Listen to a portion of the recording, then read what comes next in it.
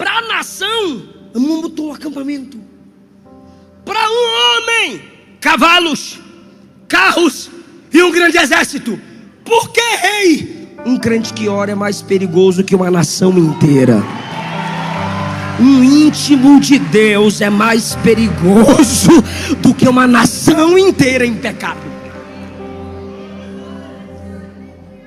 Parece que a rainha da Inglaterra conhecia esse texto, porque ela disse que temia mais um crente de joelho do que o exército mais poderoso contra a sua nação. Pastor Sena, meu muito obrigado. Através da sua vida, eu estou tendo o privilégio de poder ministrar a esta linda igreja. Querido, por favor, abra comigo sua Bíblia, segundo livro dos Reis, capítulo de número 6 e 7. Eu quero falar subordinado ao tema graça, juízo e providência. Graça, juízo e providência. Estou conseguindo me ouvir melhor. Muito obrigado à equipe aí do som. Segundo livro dos Reis, capítulo 6. Quero ler com vocês a partir do versículo 8, se possível.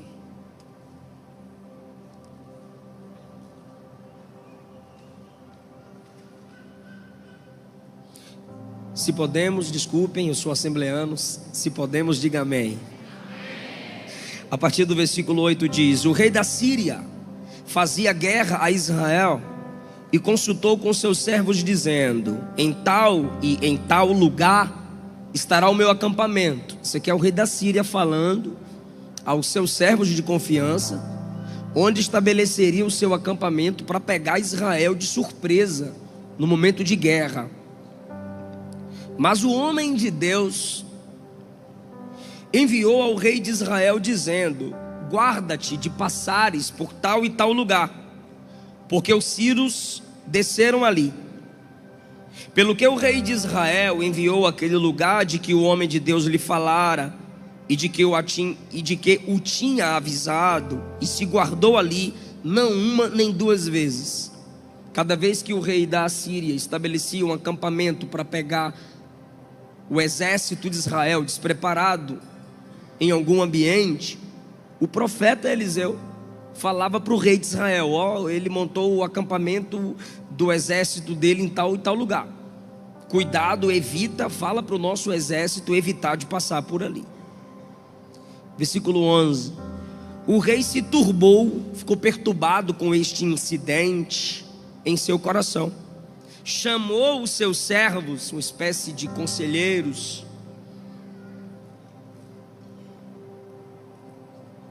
Que susto, varão. Chamou os seus servos. Ah, tá, é do pastor, ele já mandou buscar os livros dele.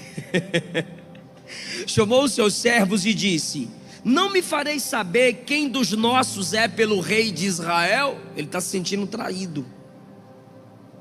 E um dos seus servos disse: não, ó rei meu senhor, é o profeta Eliseu que está em Israel.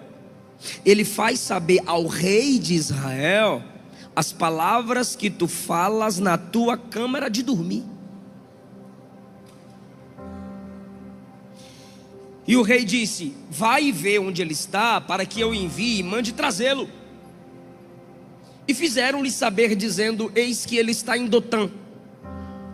O rei enviou para lá cavalos e carros e um grande exército, os quais vieram de noite e cercaram a cidade.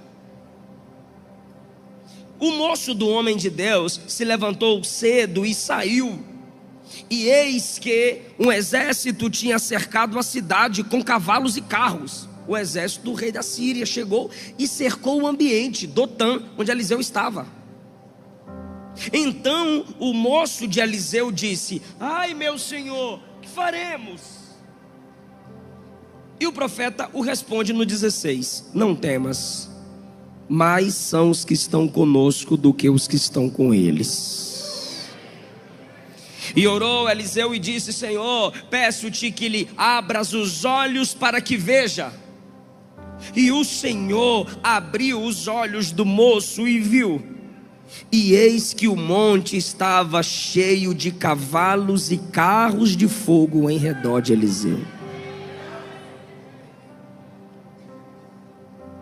23, para a gente ganhar tempo. Apresentou-lhes um grande banquete. Repete isso. Ficou feio demais. 1, 2, 3. Apresentou-lhes um grande. Repete o próximo. E comeram. E beberam. Muito obrigado. Até aí.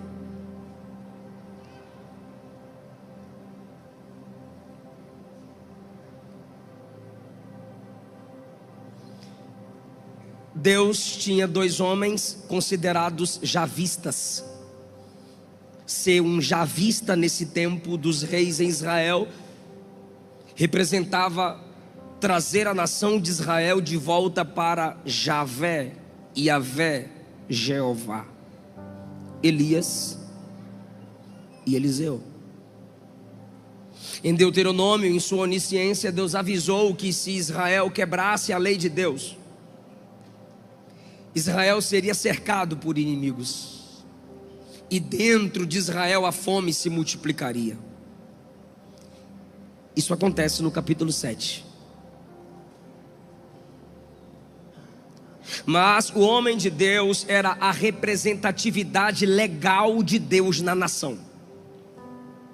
Tinha falhas como eu e você temos, tinha problemas como todos nós temos, tinha limitações como qualquer um aqui tem, mas tinha fome de Deus. Se erguia como defensor da verdade da palavra de Deus.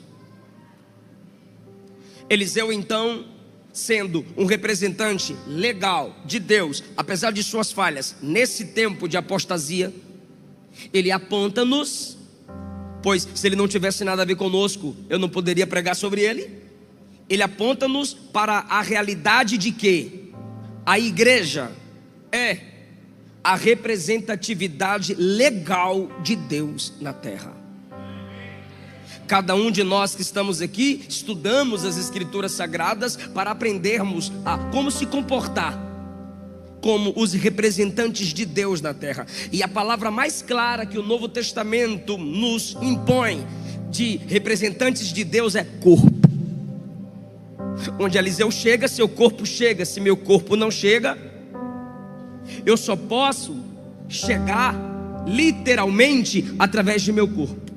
E se eu envio minha esposa, filho, um amigo, o representante, a representante se lembrará de mim. Assim é Eliseu.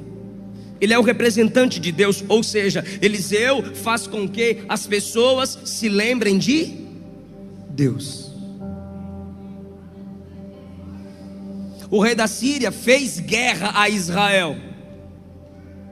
Não foi Israel quem se ergueu contra o rei da Síria. O rei da Síria fez guerra a Israel e consultou com seus servos, dizendo: em tal lugar estará o meu acampamento. Por que ele está numa espécie de consulta? Porque ele estava aberto a conselhos dos que lideram com ele a nação da Síria. E eles concordavam com o rei: tá bom colocar o acampamento em tal e tal lugar. O homem de Deus, Eliseu, para proteger a nação de Israel, pois ele representa um Deus que é protetor, envia ao rei de Israel a mensagem: cuidado de passar por tal e tal lugar, em passar por tal e tal lugar, ou evita de passar por esses lugares, porque o exército da Síria, através de acampamentos, agrupamentos, estão ali. O rei de Israel manda verificar. Versículo 10.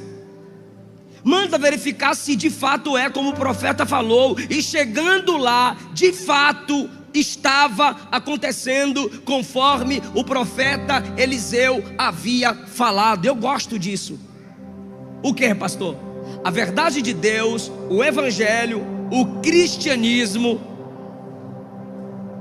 não teme ser verificado, não teme ser analisado.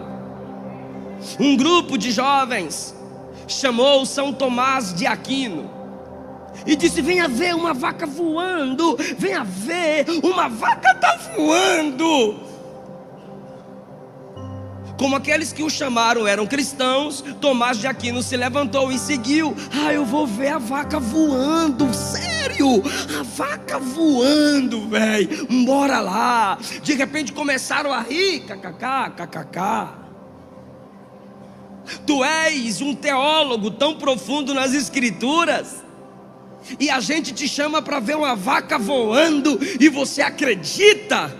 E ele disse: foram vocês que me chamaram. E o que tem? Para mim é mais fácil uma vaca voar do que um cristão mentir.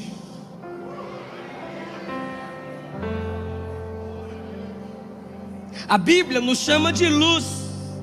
O texto não diz se Deus revelava para Eliseu, mas o texto diz que o que Eliseu falou foi verificado.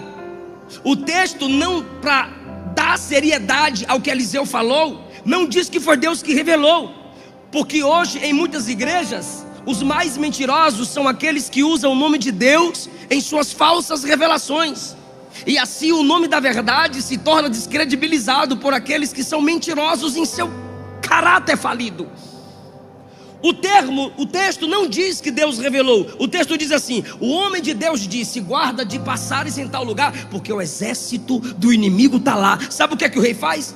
O rei poderia simplesmente confiar na palavra do profeta, mas ele manda verificar se de fato é o que Eliseu está falando. E quando chega lá, diz o texto: e era como Eliseu falava.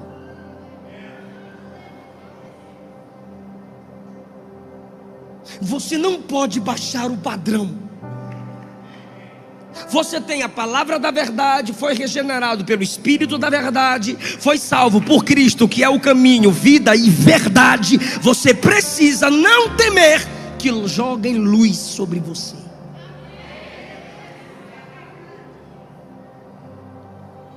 Às vezes nos enfurecemos com a clareza de algumas pessoas.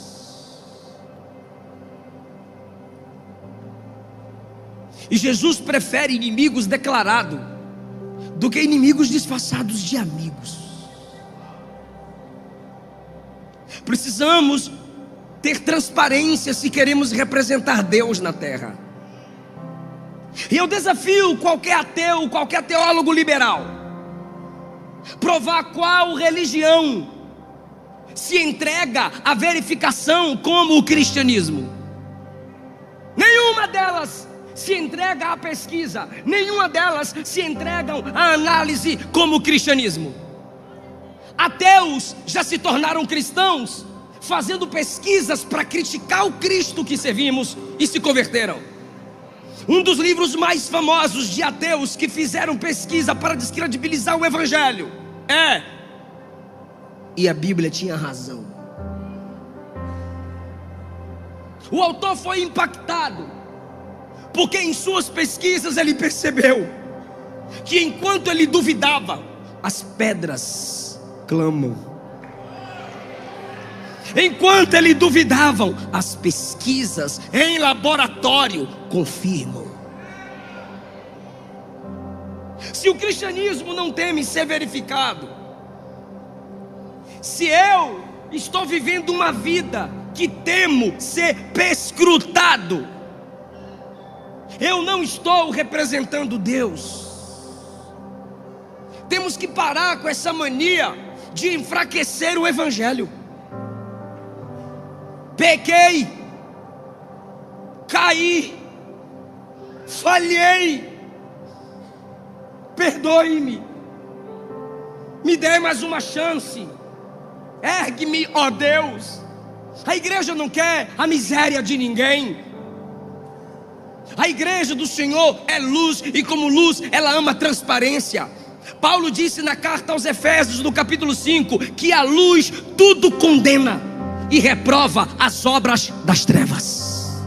Mas como nós condenaremos os pecados do mundo se não conseguimos ser transparentes entre nós mesmos? Verifiquem as escrituras sagradas. Verifique as pregações dos homens de Deus. Eu, como pai, tenho a responsabilidade de me comportar de tal modo que o meu filho, Eliseu filho, diga: pai, que eu seja um marido como tu és. Que a Esté Caroline olhe para a Luana e diga: mãe, que eu seja uma esposa como tu és.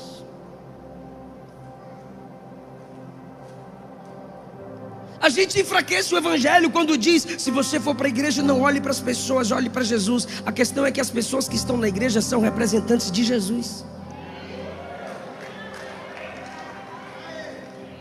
É claro que vão olhar para tu. Gideão disse aos seus soldados: olhem para mim e façam como eu fizer. Paulo disse à igreja em Corinto: me imitem, porque eu sou imitador de Jesus.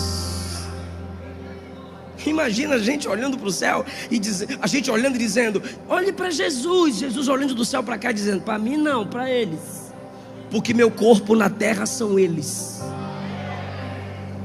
Pastor, mas você está dizendo que Deus está querendo perfeição em nós? Não, mas disposição para viver a verdade do evangelho e dizer: pode verificar, não sou perfeito, mas estou me esforçando para que a graça de Cristo me fortaleça nos meus momentos de fraqueza. Tudo que Eliseu falava era verificável. Foi verificado. O rei ficou turbado. Agora um verifica e o outro se turba. O inimigo de Israel está turbado. Por quê? Porque ele manda um acampamento aqui, Israel escapa. Ele monta outro acampamento aqui, Israel escapa. Ele monta outro acampamento aqui, Israel escapa. Ele se turbou em seu coração, como quem diz: eu me aconselhei com os melhores conselheiros e agora eu não consigo destruir esse povo de Israel. Deixa eu fazer uma pergunta para quem leu pelo menos o Antigo Testamento ou quem já leu a Bíblia. Israel, povo de Deus na antiga aliança, sim ou não? Sim. Só tinha eles, como hoje só tem a igreja.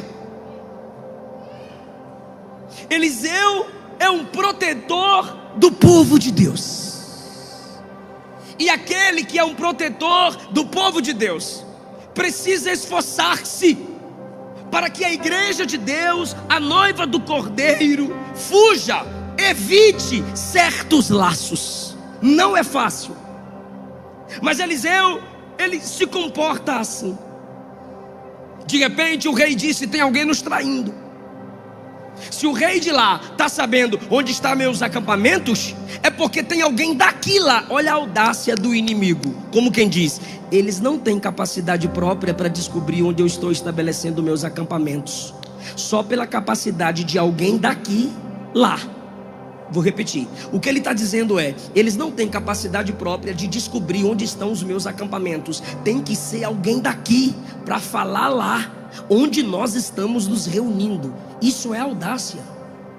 A igreja não vai precisar de quem não tem aliança com Deus para ajudá-las em sua estratégia de crescimento.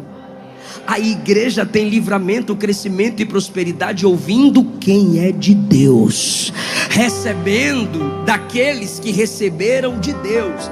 Não, Israel não tinha alguém de fora lhe dando instruções a respeito do exército dentro.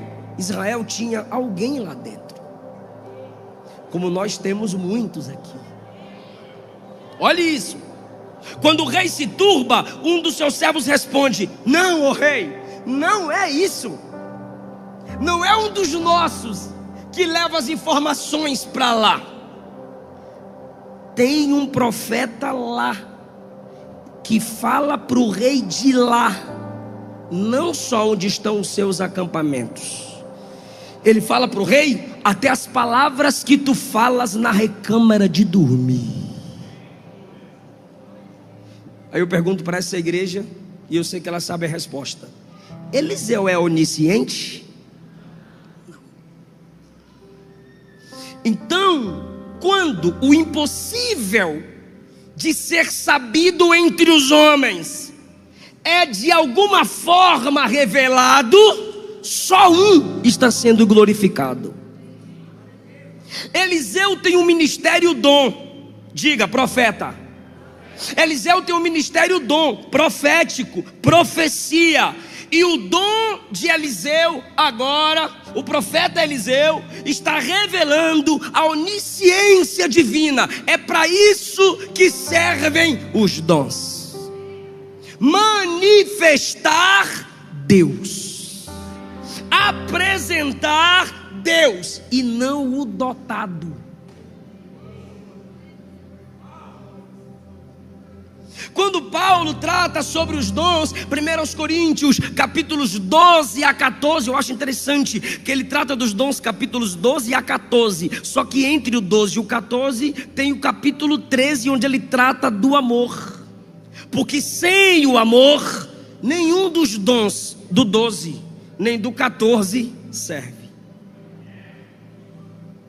Só que quando ele conclui a listagem dos dons, no capítulo 14, ele diz assim: o ímpio entre vós, o leigo entre vós, com a manifestação dos dons, se prostrará e reconhecerá que Deus está entre vós. A manifestação dos dons é para a glória de quem dá o dom. Então, de modo implícito, o rei está assustado. Como que alguém tem um conhecimento desse?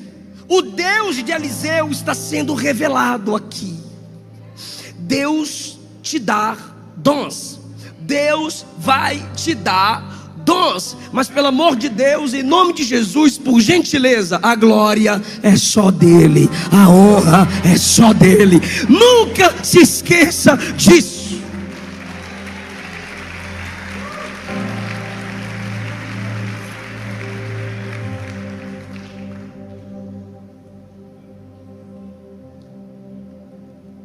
Me disseram que o Jessé Aguiar está aqui, e tem uma música do Jessé que me marcou. Foi por causa dele que eu não desisti. Foi por causa dele que nós chegamos até aqui. Foi por causa de Jesus que sempre nos conduz. A igreja tem dons, a igreja tem capacidade, a igreja tem a unção, a igreja tem o chamado, mas tudo isso são holofotes para Ele. A honra é dele. Por quê, pastor? Porque dele fonte, por ele processo, para ele destino. São todas as coisas, são todas as coisas. Essa igreja que é cheia dos dons espirituais pode adorar Jesus, pode glorificá-lo, pode dizer: te louvo, te amo pela sua graça concedida a mim. Sabe o que é que o rei diz? Tem alguém com esse tipo de conhecimento? Manda trazer. Manda o exército ir lá agora trazer esse camarada aqui para mim. Eu disse que o tema é graça, juízo e providência. Israel está sendo livrado do inimigo pela graça. Eliseu está sendo usado por Deus para proteger Israel pela graça.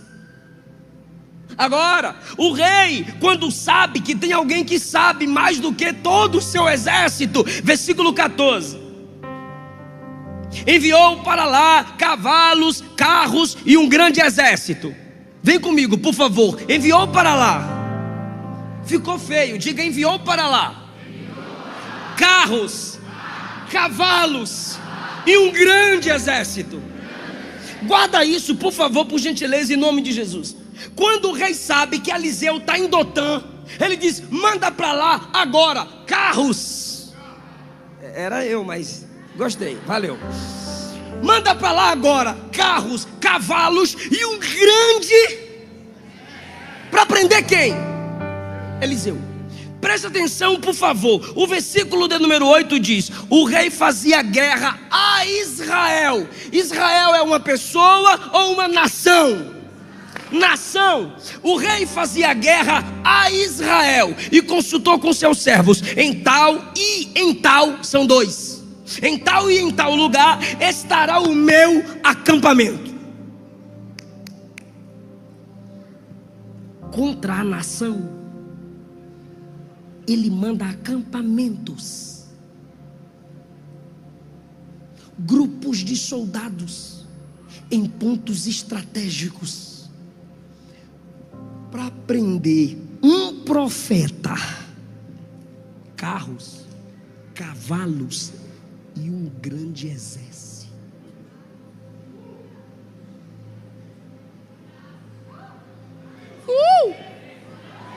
Que isso? Vocês entenderam, né?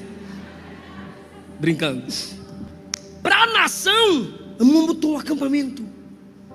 Para um homem, cavalos, carros e um grande exército. Por que, rei? Um crente que ora é mais perigoso que uma nação inteira.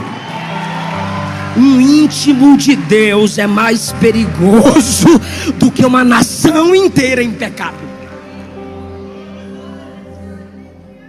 Parece que a rainha da Inglaterra conhecia esse texto, porque ela disse que temia mais um crente de joelho do que o exército mais poderoso contra a sua nação. Eu não entendo como é que você ainda não descobriu esse poder que só é disponível para quem ora. Orar não é coisa de gente forte. O único forte que orou, por exemplo, se chama Jesus. O resto, de Gênesis a Apocalipse, todo mundo orava, porque eram fracos.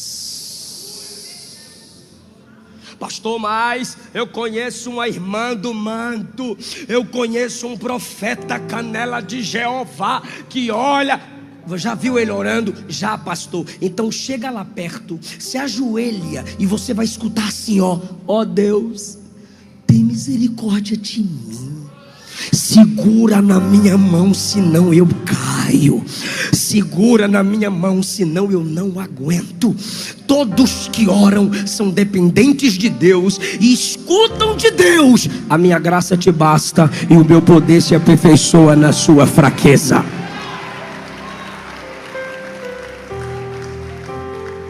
Mesmo fraco, porque um crente fraco de joelhos é mais forte do que 1000 demônios de pé.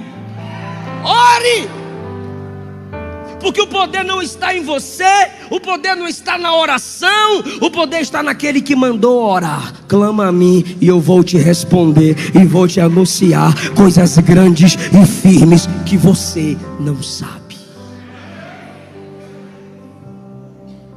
E eu provo que Eliseu orava porque era dependente, e tinha dons porque era dependente.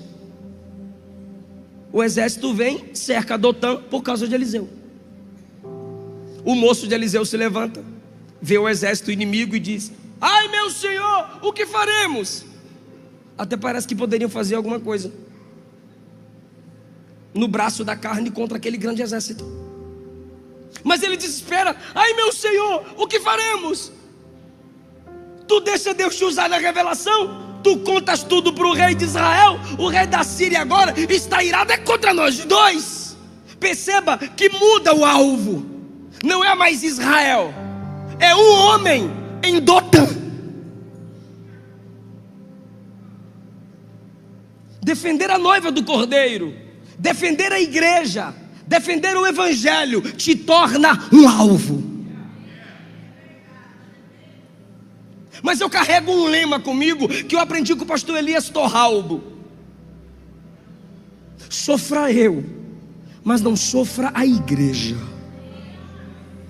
Por causa de quem protege Israel, o alvo agora não é mais Israel, é ele.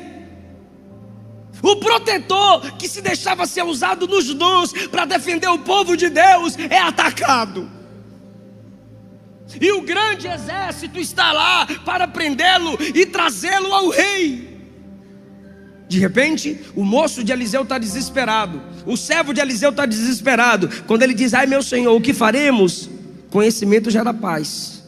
Eliseu olha para ele no versículo 16 e diz assim: não temas, mais são os que estão conosco do que aqueles que estão com eles.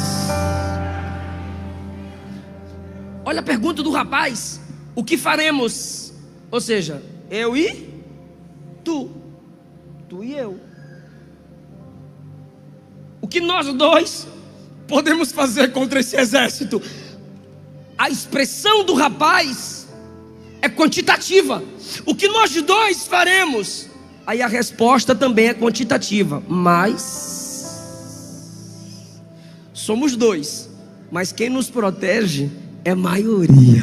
Somos dois, mas quem nos protege é muito mais do que aqueles que vêm contra nós. Versículo 17: e Eliseu orou: Senhor, abre os olhos deste, para que veja. Quando Eliseu acaba de orar, o que você está vendo? Eu vejo. Versículo 17: o Senhor abriu os olhos e ele viu que o monte ao redor de Eliseu estava cheio de cavalos e carros de fogo. Deixa eu fazer uma pergunta para quem está ligado: tinha um exército contra eles, sim ou não? O exército veio para prender Eliseu, sim ou não? Então por que Eliseu não meteu logo um gamerrá naquele exército? É sério, pastores, irmãs, jovens, igreja do Senhor, me escute. Quem ali traria perigo para Eliseu? O exército ou seu servo? Pode falar. Perigo. O exército. Mas Eliseu está orando por quem? Pelo servo. Antes de orar por juízo contra o inimigo, ele pede graça sobre o amigo. Porque mais perigoso de quem vem contra mim é a falta de preparo de quem está comigo.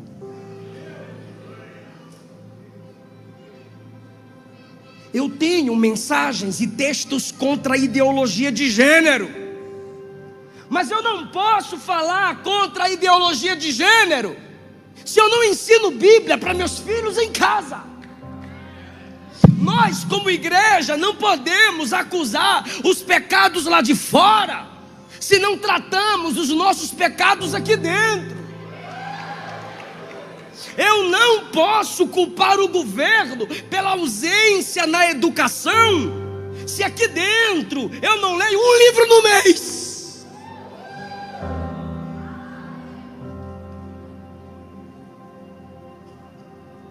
Tem inimigo lá fora, e eles estão preparados. E quem está do meu lado está na mesma visão? Porque se quem anda contigo não tem a mesma visão que da parte de Deus você tem, ele se torna tão perigoso quanto o inimigo que vem de lá para cá. Senhor, abre os olhos dele para que ele veja. E ele viu o que Eliseu tinha visto. Depois que a graça se manifesta na vida de Geazi, é a hora do juízo contra o mundo. Senhor, olha só que interessante, irmãos. Eu pulei aqui para a gente adiantar a leitura. 18: desceram a ele, a Eliseu, e Eliseu orou ao Senhor. Lembra do que eu disse? Deus usa Eliseu pela graça. Ele ora porque ele é dependente, mas em sua oração, como representante de Deus que somos nós, Deus fere os inimigos de cegueira. Senhor, fere-os de cegueira. E Deus os feriu de cegueira. O mesmo que é canal de abertura dos olhos para quem estava ali, é também canal de cegueira para quem vem contra.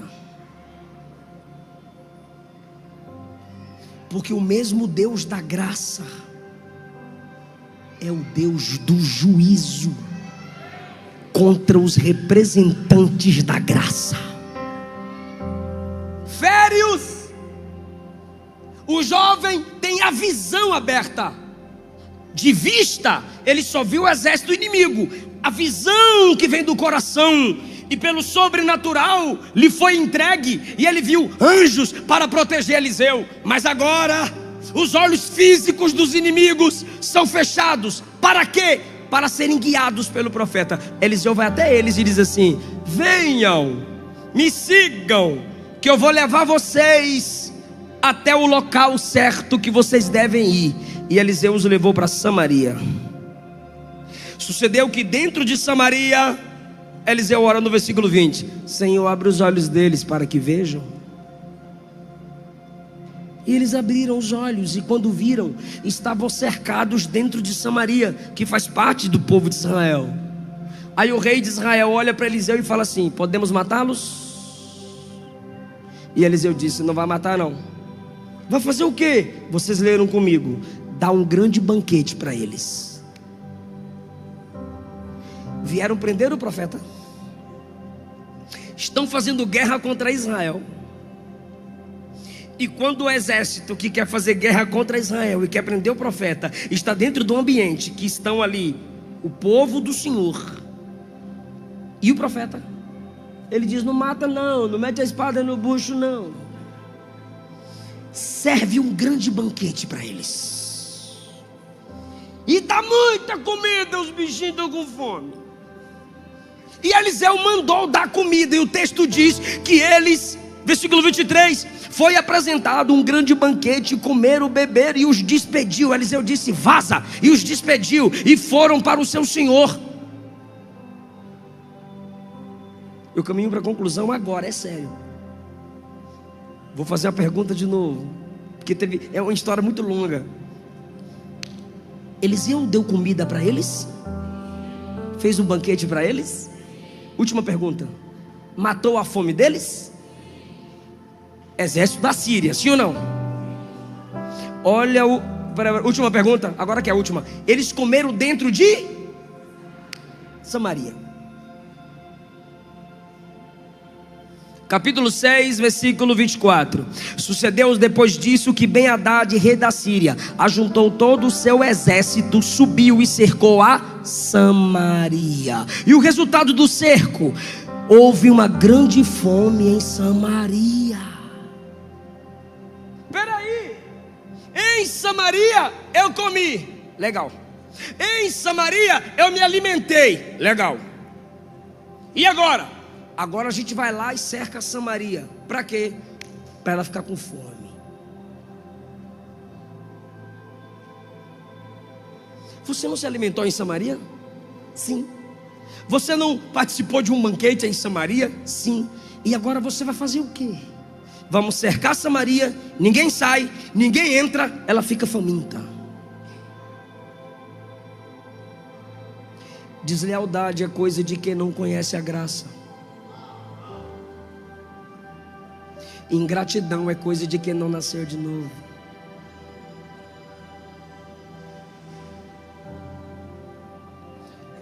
Quando a fome chegou, uma mulher olhou para o rei, está aí, capítulo 6.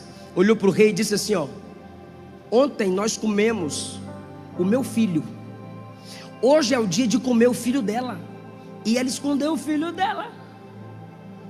Eu não estou achando o filho dela para comer, rei.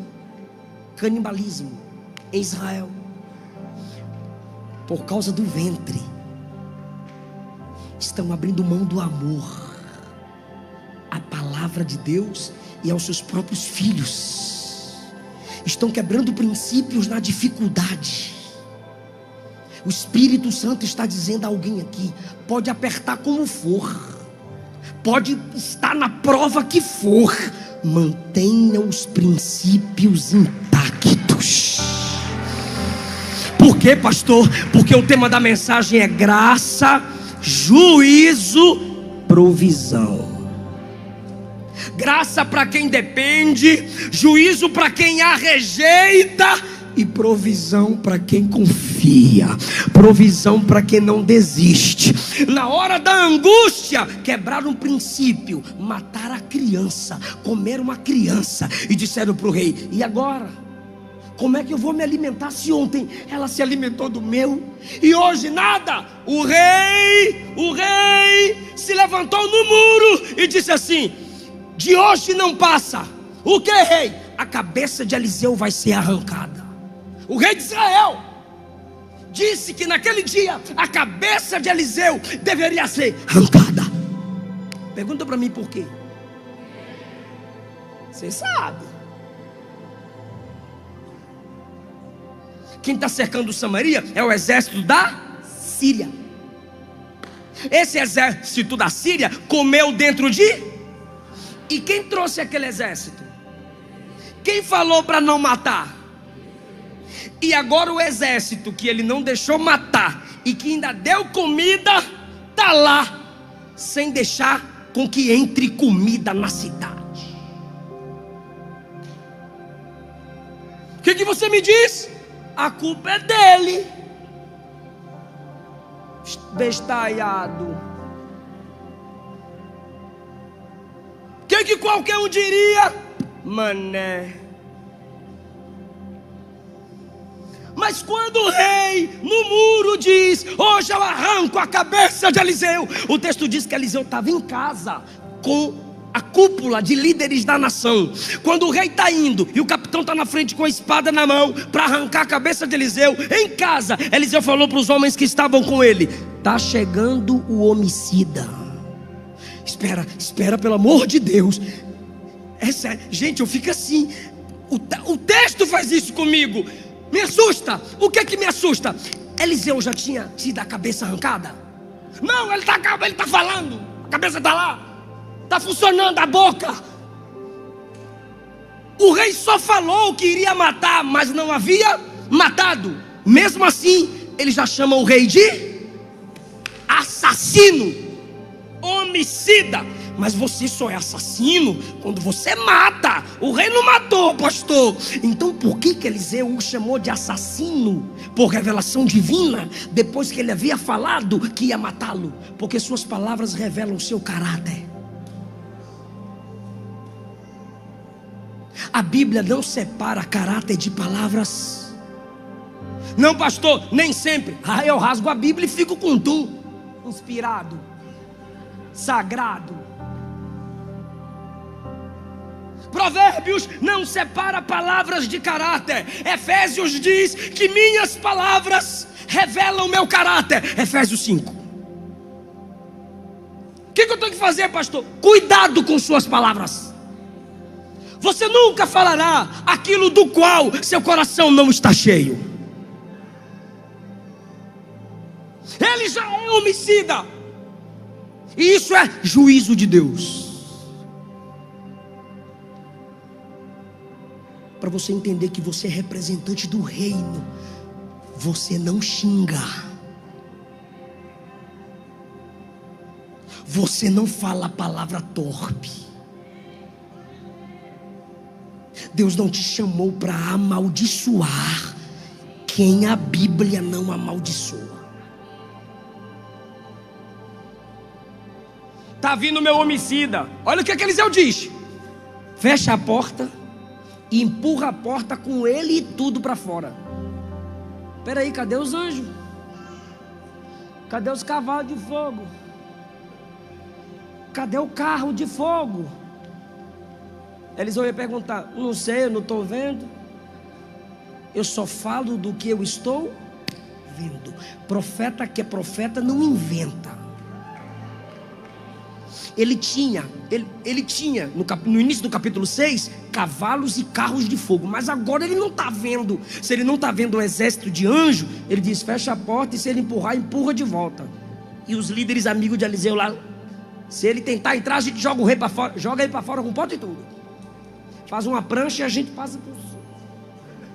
Fé não anula prudência. O rei chega. Quando ele chega, ele amarelou. Aí o que seria assassino falou bem assim: o que a gente pode esperar de Deus? Olha o mal que Deus nos trouxe. Esse mal veio de Deus. O rei virou calvinista. Brincadeira, gente. Mais polêmica, meu Deus. Esse mal foi Deus quem trouxe.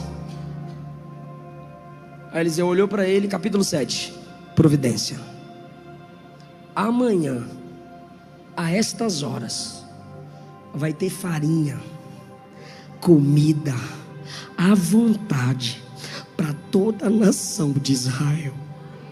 Providência. Aí o capitão de confiança do rei, olhou para Eliseu e falou assim: se Deus abrisse janela no céu, isso não seria possível. O profeta olhou para ele e falou assim: tu vai ver a comida, mas não vai comer da comida. Sinto muito, no juízo de Deus é assim. Tem gente que só vai ver, mas não vai usufruir. Sabe o que aconteceu? Providência. Tinha 4 leprosos na porta de Samaria. Leprosos. E disseram: se a gente ficar aqui, a gente morre de fome. Não morre? Morre. E se a gente for lá no exército dos sírios que está cercando a gente para deixar a gente com fome? Lá tem comida. Aí um disse: mas eles não são dos nossos. E se nos matarem? Tá, isso é se matar. Mas se não matar nós, a gente come com eles. Verdade, bora ficar nessa possibilidade deles não nos matarem e nos darem comida. Tu vai dar glória, irmão? Amém, então tá bom. Os 4 leprosos, feridos, amarrados para pedaços de carne não caírem no chão, começaram: embora. 4 leprosos dando passos de doente. Capítulo 7, versículo 6. Enquanto eles andavam daqui para lá, Deus gerou lá no exército dos sírios barulho de exércitos. E os sírios disseram: Israel alugou exércitos dos egípcios e dos heteus contra nós, vamos embora. O texto diz: e deixaram roupas, ouro, prata,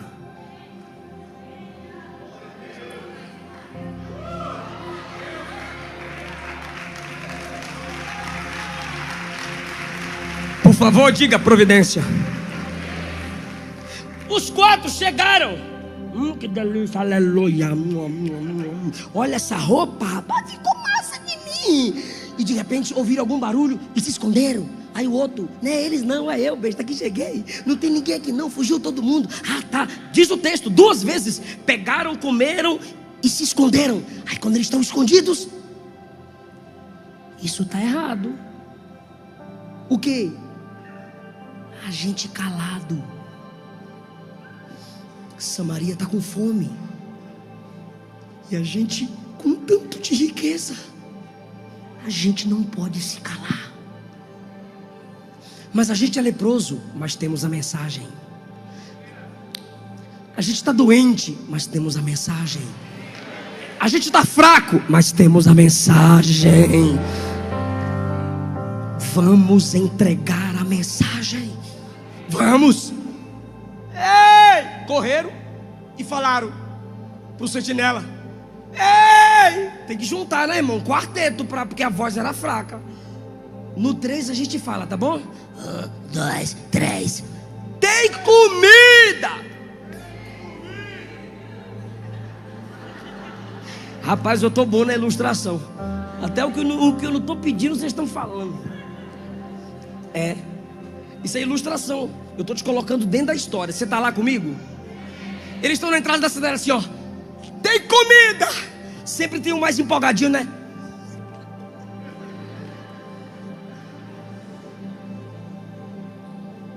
Tem gente que já está pegando.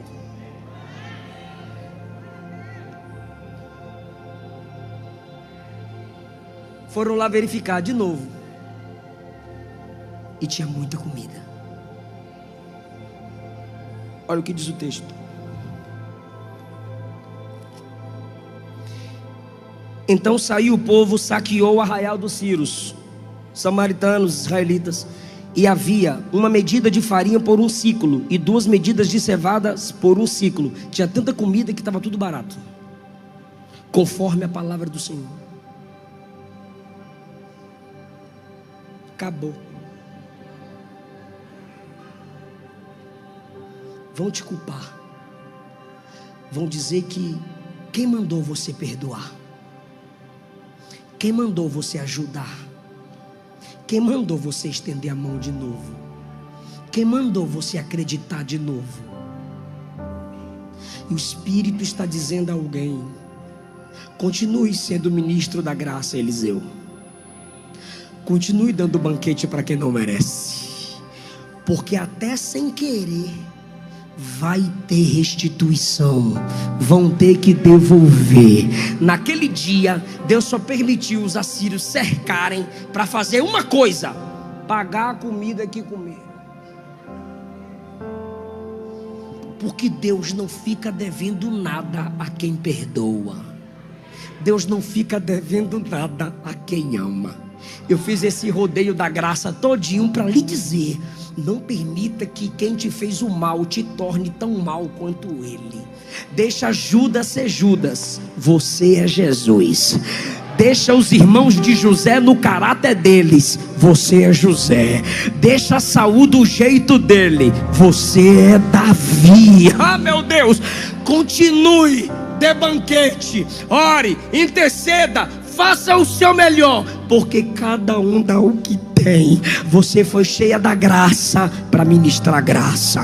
Você foi cheio da graça para ministrar graça. E quando pensar que não vale a pena amar, não valeu a pena perdoar, não valeu a pena acreditar, Deus vai lhe mostrar: vale a pena.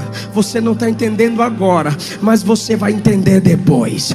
É melhor se arrepender de ter feito alguma coisa para Deus do que se arrepender de nunca ter feito nada para a glória de Deus. Eu repito, é melhor se arrepender, é melhor se arrepender depois de ter feito grandes coisas para Deus, do que se arrepender de nunca ter feito. Olha, eu me arrependo,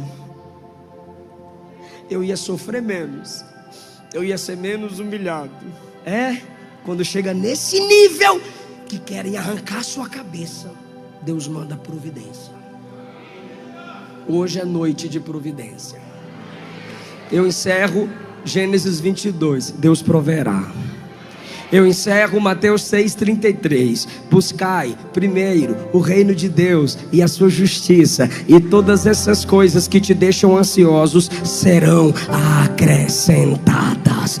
Eu encerro com Filipenses 4:16, 17. O meu Deus, segundo a sua riqueza em glória, suprirá todas as vossas necessidades. Faz com amor, fica em pé, irmão. Faz com a graça que te alcançou. Faz. Ame, perdoe, confia na graça, se entrega para a graça, ainda que esteja debaixo de ameaça, de que vai ser perigoso, vai ser difícil. Não é fácil confiar na graça. É mais fácil confiar em si mesma. É mais fácil confiar em si mesmo. Mas o Deus provedor vai te dar sabedoria, vai te dar estratégias. Senhor, obrigado pela sua palavra. Senhor, obrigado pela sua igreja.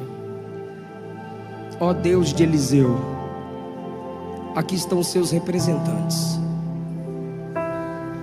aqui estão seus ministros, aqui está o sacerdócio real. O Senhor humilhou aquela nação quando ela quebrou seus princípios. Nós não queremos ser como a nação de Israel, que quebra seus princípios e é humilhada. Nós queremos ser como o profeta Eliseu, mas só a sua graça nos capacita a ser como ele, porque foi a graça que o capacitou a ser quem foi. Ah, Jesus, é difícil preparar banquete para quem quer a nossa cabeça. É difícil não falar a partir das mágoas e do ódio que está no coração de quem ainda não conheceu a graça de verdade. Então nos purifica, Jesus. Nos lava, Jesus. Nos restaura, Jesus. Se essa palavra te tocou, se essa palavra te confrontou, se essa palavra te humilhou, é porque hoje, Deus está lhe dizendo: eu te tiro do juízo e te coloco debaixo da disciplina. Deus pune o ímpio com juízo, mas a igreja é com disciplina. Por quê, pastor?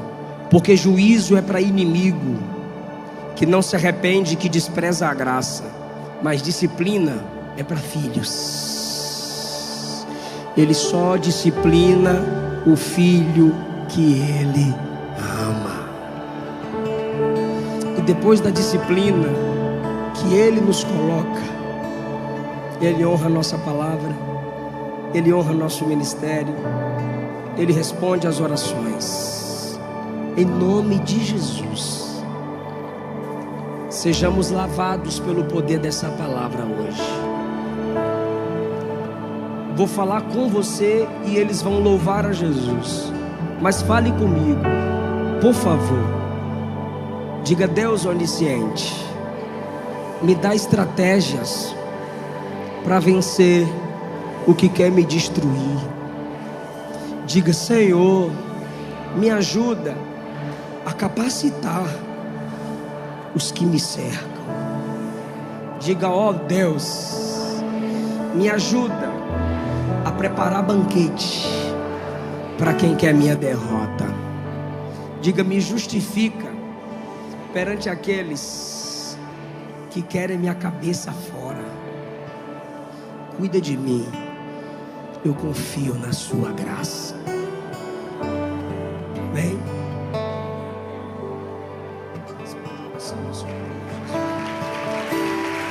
Responde a oração do seu povo, Jesus. Baixe nossos conteúdos gratuitamente. Acesse pelo link na descrição.